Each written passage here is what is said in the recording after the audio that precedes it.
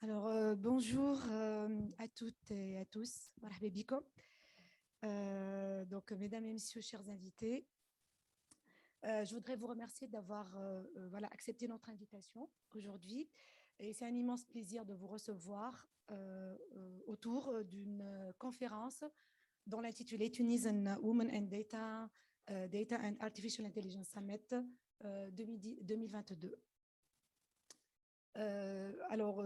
Cette conférence nous amène justement à réfléchir sur le rôle et l'importance de la femme tunisienne dans le monde de la data et de l'intelligence artificielle.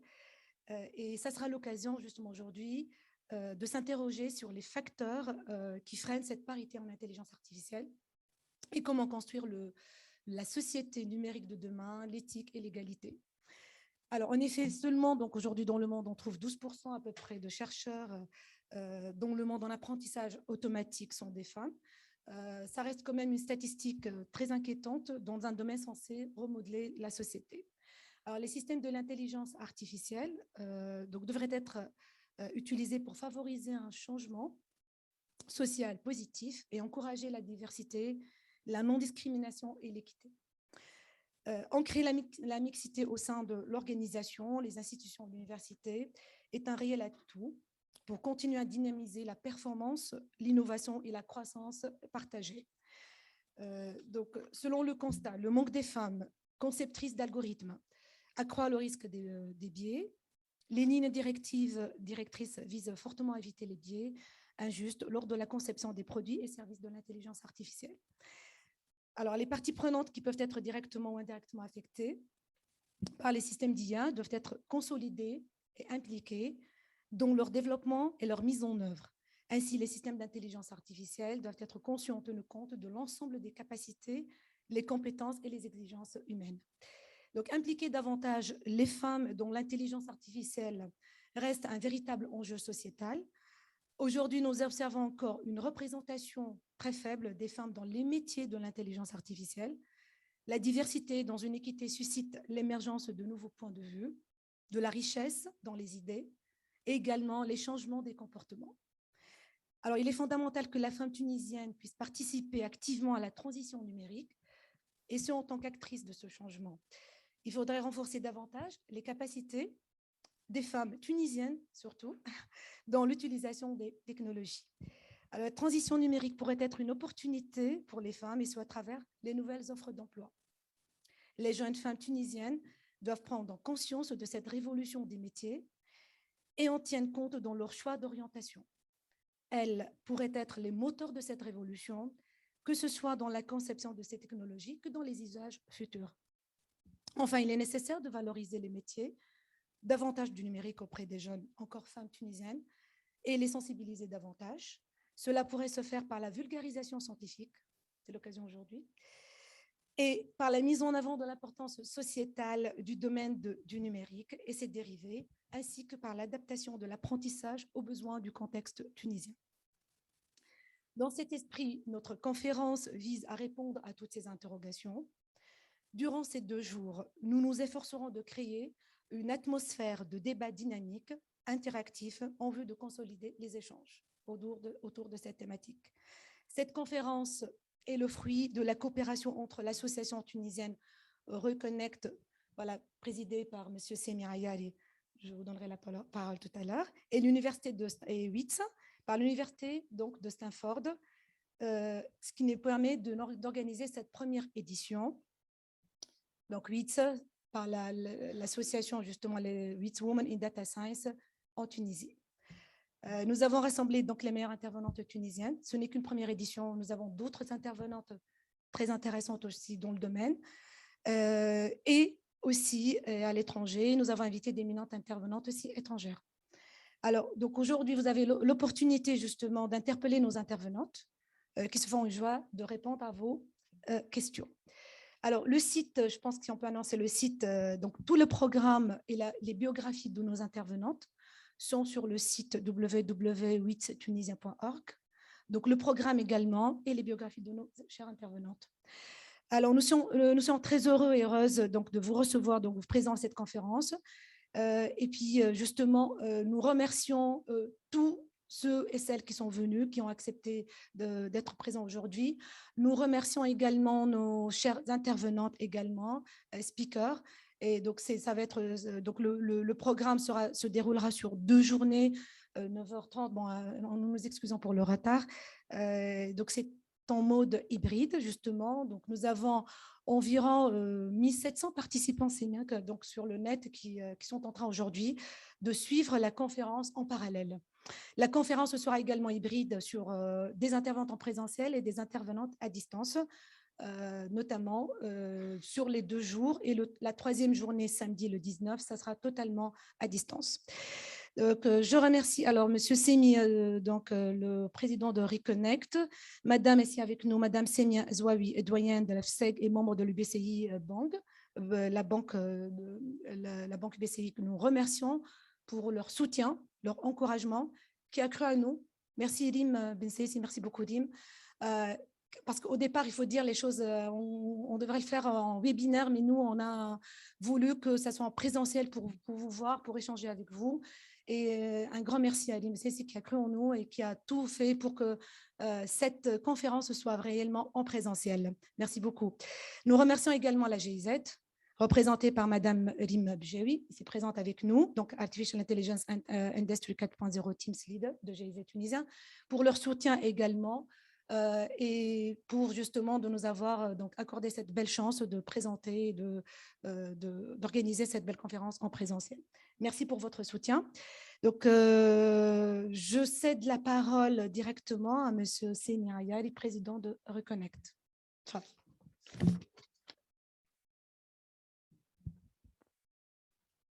Donc, bonjour, marhaba bikoum. Donc, justement, je voulais dire 2 mots sur ce partenariat de l'EBC, de GIZ. Je remercie énormément l'EBC qui a cru gérer en nous, en notre association, qui s'est mobilisée par rapport à ce sujet qui est important aujourd'hui, un sujet d'actualité et d'avenir. Je remercie également GIZ Tunisie pour leur partenariat, pour leur aide, pour leur soutien. Donc, nous sommes très contents de les avoir parmi nous et on leur remercie, j'irai énormément pour ça. Donc, l'association, je veux dire 2 mots, j'irai par rapport à l'association Reconnect. Donc, l'association Reconnect, c'est une association tunisienne basée en France qui regroupe, je dirais, les cadres tunisiens travaillant essentiellement, les Tunisiens à l'étranger travaillent essentiellement dans l'IT, dans la finance, dans le conseil, l'orga, etc., etc. Donc, il regroupe, je dirais, ces cadres tunisiens à l'étranger. On essaie de les valoriser, les identifier. Donc, on parle maintenant beaucoup de, je dirais, de base des TRE, etc., etc. Nous, je dirais, utilise la plateforme fiable LinkedIn pour les identifier, rentrer en contact avec eux, essayer de les convaincre de nous rejoindre et de revenir à la Tunisie, retrouver ces liens avec la Tunisie et participer à partager leurs connaissances, à conseiller, à créer des synergies, à partager des opportunités avec les Tunisiens en Tunisie et à l'étranger aussi. Donc, on essaie de se créer une communauté de professionnels, d'experts tunisiens à l'étranger. Et ça, c'est hyper important. Donc, parmi nos objectifs forts, c'est le Women in Tech et en Science. Donc, promouvoir et soutenir la femme dans la science et la technologie. Aujourd'hui, on parle de l'IA parce que c'est un sujet d'actualité, de la big data parce que c'est un sujet d'actualité. Donc, on fait tout en sorte pour que les femmes tunisiennes aillent vers ces technologies-là, se forment dans ces technologies-là, créer leur start-up, créer leurs entreprises, grimper dans les différentes hiérarchies, réussir des carrières professionnelles dans l'IA. Donc, c'est ça, un objectif fort pour notre association Reconnect. Qu'est-ce que je vais dire? Donc, quel chemin parcouru depuis les 56, donc par la femme tunisienne. Je suis fier de vous voir, mesdames. Je suis fier d'être parmi vous, d'appartenir à un pays avec toutes ces compétences féminines. Et je peux que rendre hommage à toutes gérer toutes les personnes, que ce soit hommes et femmes, depuis 56, qui ont œuvré et tout donné avec dignité, avec amour, avec intégrité, avec courage dans des contextes difficiles pour qu'on atteigne aujourd'hui ce résultat-là. Donc, on est vraiment fiers. Je suis fier d'appartenir à un pays avec des femmes comme vous, brillantes, excellentes, intellectuelles, intelligentes, et on compte sur vous aujourd'hui pour soutenir les jeunes femmes tunisiennes, les femmes en chômage aujourd'hui, vulnérables, pour continuer vos efforts à gérer, à encadrer, à conseiller, à accompagner surtout ces femmes, les jeunes femmes, et servir de modèle pour elles. Donc, c'est hyper important et je vais m'arrêter là et donc je vais donner la parole à Madame Semia Zouaoui, pardon, de l'EBC.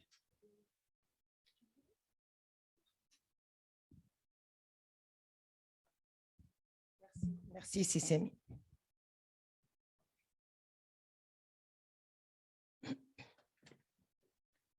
Alors, bonjour à toutes et à tous. Et je voudrais vous rassurer, Sissemi, vous pouvez réellement compter sur nous. Et donc, on fera le nécessaire pour que ce pays décolle grâce à ces femmes. Moi, je vais axer mon intervention, mesdames, messieurs, sur 3 points. Je commencerai par la position qu'occupe la Tunisie à travers le travail accompli par les femmes tunisiennes et leur position dans certains domaines clés. Je parlerai aussi de la formation des futurs data scientists et de la position qu'occupe le genre féminin dans ce domaine. Et enfin, je parlerai de la data science et de la position et la représentativité des femmes dans le secteur bancaire, en l'occurrence à l'UBCI, pour démontrer en fait la capacité de la femme tunisienne à créer de la valeur dans tous les domaines et la nécessité de l'encourager à le faire, particulièrement dans le domaine des data sciences, qui devient aujourd'hui incontournable, puisque c'est un domaine qui sera indispensable pour toutes les activités. Désormais, on l'utilise un peu partout. Mais je tiens d'abord à saluer les organisateurs de l'événement pour cette initiative qui valorise le travail de la femme d'une manière générale et plus particulièrement celui qui se rapporte à la data science et à l'intelligence artificielle. Je voudrais aussi les féliciter pour le choix de la Tunisie pour cette première édition de l'événement régional Women in Data Science, car la Tunisie est un pays où effectivement la femme excelle. Et je le démontrerai en annonçant par la suite certains chiffres. Je voudrais aussi féliciter l'UBCI pour les valeurs qu'elle porte, car en effet, en soutenant cette manifestation, l'UBCI montre l'intérêt qu'elle porte au travail accompli par le genre féminin et à la capacité des femmes à faire évoluer les choses dans tous les domaines, particulièrement celui de la data science, un domaine extraordinaire. Pourquoi extraordinaire? Parce qu'il influence et agit sur toutes les autres activités et ce, au-delà de toutes les frontières. Mes félicitations s'adressent aussi à vous, mesdames, à toutes les femmes, où qu'elles soient, quel que soit leur domaine d'activité, à l'occasion de la Journée internationale de la femme qu'on vient de fêter le 8 mars et à l'occasion de laquelle est aussi organisé et à laquelle est associé cet événement. Certes, la Tunisie est un petit pays, mais il est grand.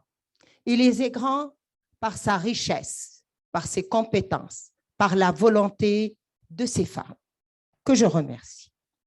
Après avoir exprimé donc mes remerciements à toutes ces parties prenantes, je voudrais souligner l'implication de la femme tunisienne dans le domaine de la data science et le rôle qu'elle joue dans le développement de la recherche scientifique. Pour cela, je vais rappeler le classement de l'UNESCO de l'année 2020 qui a placé les Tunisiennes, vous les chères femmes tunisiennes, parmi les meilleurs chercheurs du monde. Nous sommes au premier rang dans le monde arabe et en Afrique et nous devançons nos homologues européennes à l'instar des femmes britanniques qui ne représentent que 39%, les italiennes qui ne représentent que 36%, les suédoises 34%, les allemandes 28% et la liste est encore longue. En effet, il était précisé qu'en Tunisie, plus de 55% des chercheurs sont des femmes et plus de 65% des docteurs sont des femmes, ce qui témoigne de l'avenir et de l'avance enregistrée par la Tunisie en matière de formation des femmes au monde du travail et ce même dans les domaines nécessitant de grandes capacités. Les statistiques concernant la représentativité des femmes dans le domaine de l'intelligence artificielle et de la data science manquent. Alors, je vais vous conduire dans le domaine de la formation des futurs data scientists. Et je vais prendre l'exemple de la Faculté des sciences économiques et de gestion de Tunis, que je connais puisque j'en suis la doyenne. Au niveau des 4 cursus de formation, en lien avec la data science et l'intelligence artificielle, le genre féminin prédomine. Je vous cite quelques statistiques. Pour la licence Business Intelligence, 64% sont des jeunes filles, 36% sont des jeunes hommes. Pour le master professionnel ingénierie des systèmes d'information, le genre féminin représente 64%. Pour le master professionnel digital marketing, le genre féminin représente 60%. Et le meilleur pour la fin, pour le master professionnel digital management, 76% est le taux de représentativité des jeunes étudiantes. Cette tendance et cette spécificité tunisienne qui rassure parce que ça engage le futur, même si aujourd'hui, dans le domaine de la data science, la représentativité de la femme demeure faible. Quand je regarde les futurs data scientists qui sont dans le pipeline, je me dis la représentativité va certainement augmenter, la représentativité de la femme dans ce domaine. Donc, cette tendance et cette spécificité tunisienne, on la retrouve aussi dans d'autres domaines. Je prendrai en exemple le domaine bancaire et plus particulièrement le cas de la BCI, qui montre à travers son soutien à cet événement l'intérêt qu'elle porte à l'implication de la femme dans tous les domaines et à tous les niveaux du management. En effet, le BCI est une banque dont le conseil d'administration est l'un des rares en Tunisie à compter parmi ses membres presque autant de femmes que d'hommes. Sur 9 membres, on est 4 femmes. Elle a aussi un taux de représentativité de la femme très appréciable parmi ses collaborateurs. On compte 5 femmes parmi les 12 membres du COMEX, soit un taux de 42%. Parmi ces 1125 collaborateurs, 489 sont des femmes, soit un taux de 43,4%. Dont 30% occupent des postes de management. Il faut aussi souligner qu'en plus de ces valeurs, à la consolidation de la position des femmes au travail, le BCI croit et œuvre aussi pour le développement des data science, des systèmes d'information et de l'intelligence artificielle. Elle est engagée dans un programme de transformation ambitieux et a mis en œuvre tous les moyens nécessaires pour garantir sa réussite. Ses collaborateurs, autant les femmes que les hommes qui sont assez nombreuses, sont mobilisés et croient collectivement en ce projet. D'où le rôle joué par les femmes donc à ce niveau. Le BCI investit aussi continuellement dans le développement de son système d'information et la digitalisation de ses services pour répondre en permanence aux exigences de ses clients et hisser ses services au niveau des meilleurs standards de qualité. Donc, on est très bien positionné quand on parle du rôle des femmes en Tunisie, dans tous les domaines, de la recherche scientifique, de l'intelligence artificielle, de la médecine, et j'en passe. Pour terminer, Je dirais qu'en Tunisie, l'investissement dans la formation des femmes et la data science est très important. Il est aussi dans l'intelligence artificielle. D'ailleurs, l'output universitaire et la position évolutive des femmes et de nos jeunes data scientists dans le monde économique, financier et social en témoignent, même si les efforts en la matière doivent continuer et demeurent très importants, car les data science évoluent vite et les data scientists sont de plus en plus demandés par le marché du travail national et international. Enfin, mesdames, messieurs, je dirais que la valeur créée par les femmes, aussi bien en Tunisie que dans d'autres pays du monde entier, à tous les niveaux et dans tous les domaines, n'est plus à démontrer aujourd'hui. On a déjà fait nos preuves. Le résultat est d'ailleurs là, dès que l'opportunité nous est offerte. Merci de votre attention.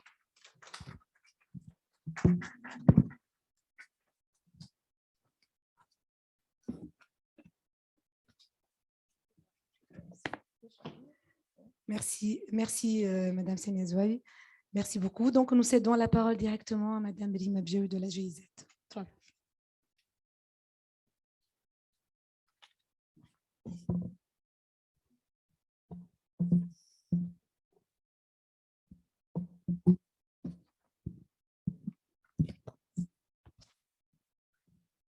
Alors, bonjour à tous, Fahir Neskol, ravie d'être parmi vous aujourd'hui pour cet événement dans sa première édition et qui est vraiment une fierté, je pense, sur laquelle on aimerait continuer. Donc, je souhaite beaucoup de succès à cette première édition et un grand bravo aux organisateurs qu'on a soutenus avec grand plaisir pour la réalisation. Donc, mon nom est Lim Djewi et je suis chef d'équipe au sein du programme Transformation digitale de la GIZ en Tunisie. On est actif donc en collaboration, en appui à deux partenaires principaux à travers notre programme qui sont le ministère de l'Industrie, des Mines et de l'Énergie et le ministère des Technologies de la Communication depuis 2019. On a commencé à mettre en place un programme assez ambitieux pour le développement de l'économie numérique en Tunisie et la transformation digitale, que ce soit du secteur privé et public. Nous sommes actifs dans plusieurs thématiques et notamment l'intelligence artificielle qui est la thématique qui nous réunit aujourd'hui, mais aussi la relation qu'elle a avec la femme, donc qui devrait prendre une place prépondérante dans ce domaine d'avenir. Et c'est l'objectif aujourd'hui de cet événement qui commence, de sensibiliser beaucoup à l'importance d'inclure la femme dans ce domaine, mais aussi l'importance de développer davantage de ce domaine et cette thématique en Tunisie. Donc, ça passe aussi par ce genre d'événement. Donc, juste pour donner un peu aussi le contexte de notre collaboration et partenariat ici en Tunisie en tant que GIZ, donc l'assistance technique pour la coopération allemande au développement.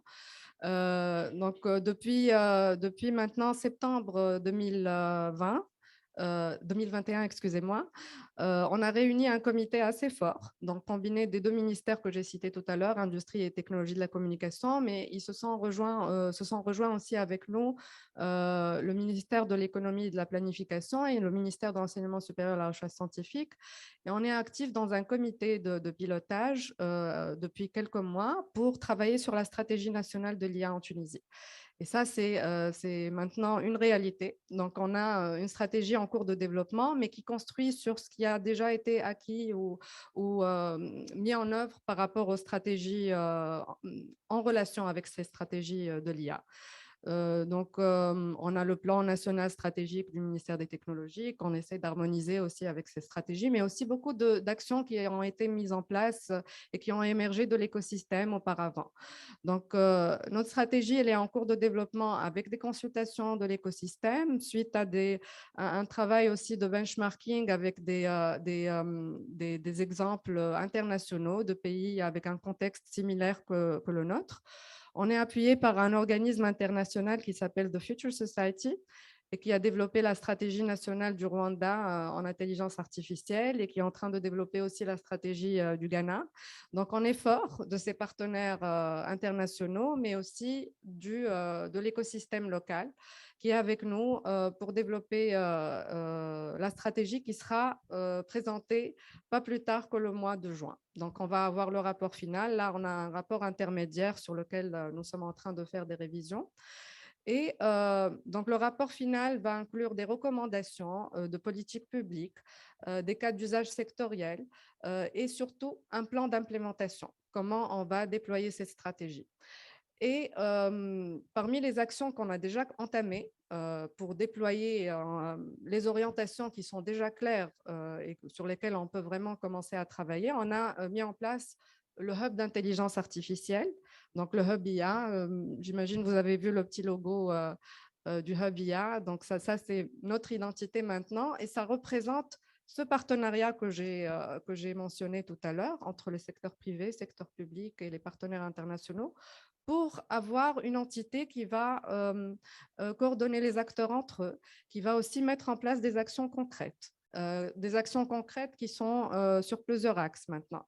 Donc, on a commencé déjà à mettre en place des formations pour différents groupes cibles, que ce soit les agents publics, les journalistes. On a pas mal de journalistes aujourd'hui avec nous qui ont participé avec nous dans une première cohorte du genre qui a rassemblé des journalistes et qui a renforcé leur capacité à couvrir ce genre de contenu en relation avec l'IA.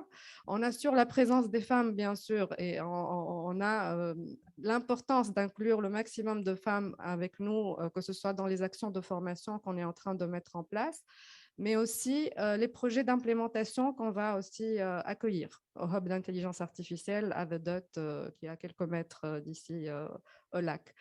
Donc, à travers des appels ouverts qui vont être lancés à partir de cette année, on va cibler des thématiques, l'éducation, le transport, l'énergie, donc des thématiques où des solutions d'IA peuvent vraiment résoudre une problématique concrète dans un contexte réel. Donc, on va ouvrir des appels, recueillir des projets, des propositions de projets, et on est là pour financer l'implémentation des solutions dans un contexte réel, en fournissant aussi un accompagnement à ces projets-là. Comme aussi autre axe sur lesquels nous travaillons, il faut bien sûr fournir l'infrastructure et les données nécessaires pour réaliser les solutions. Et ça, on le fait donc au niveau du Hub IA. Et surtout, on travaille sur des actions de sensibilisation comme celle qui nous réunit aujourd'hui et qui donne de la valeur et plus d'importance, on va dire, à cette thématique aussi très technique. Donc, je remercie beaucoup le riche programme que vous avez pu élaborer grâce aux organisateurs. Donc, ils ont vraiment sélectionné des interventions de qualité. Et ça, j'espère que tout le monde va pouvoir en profiter, que ce soit en présentiel et à distance. Et c'est un format vraiment génial parce que ça va inclure beaucoup de participants et c'est le cas maintenant. Et voilà, je tiens aussi à remercier tous les partenaires actifs avec nous, notre équipe, notamment Hanen qui fait partie de mon équipe et qui a permis vraiment de concrétiser notre appui à cet événement. Voilà, donc profitez bien et merci.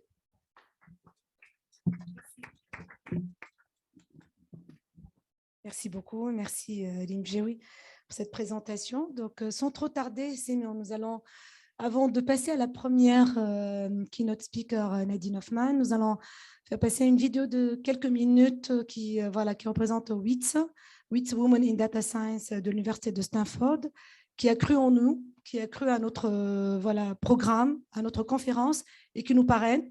Et ce n'est que la première édition avec eux. Voilà, je les remercie davantage. Donc voilà, une vidéo. Donc voilà, je laisse. C'est bon? OK, merci.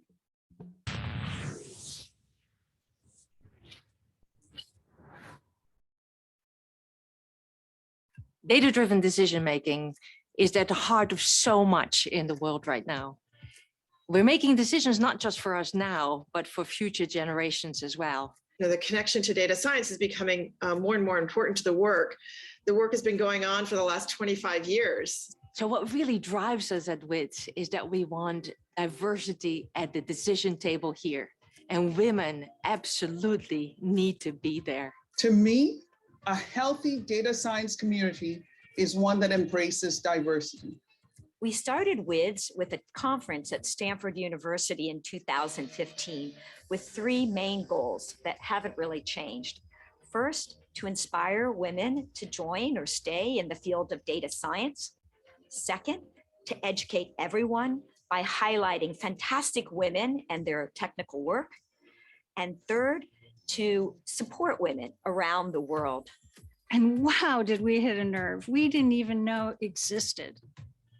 Fast forward to 2022, and we have 200 regional events worldwide in more than 60 countries. And it just keeps growing year after year. Last year, we were with all of you virtually. We had a 24-hour around the world event, which was very exciting. And so despite the pandemic, we got together and we created this global community. We had speakers from over 25 different countries, and it was wonderful.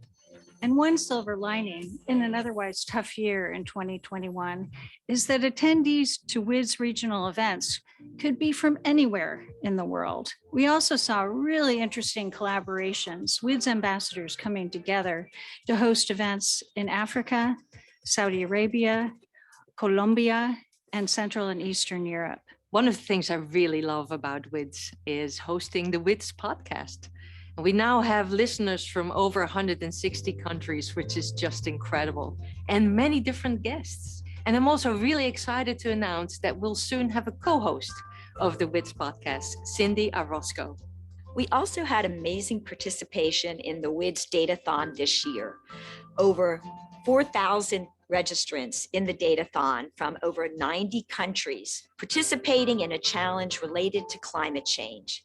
And a big shout out to all the WIDS ambassadors who held workshops. We had over 40 workshops across the world. I hope we also lift our heads above the horizon and think more than just about this moment in time, and think about the goals that we have for our young women and our young girls who'll be leading the next generation.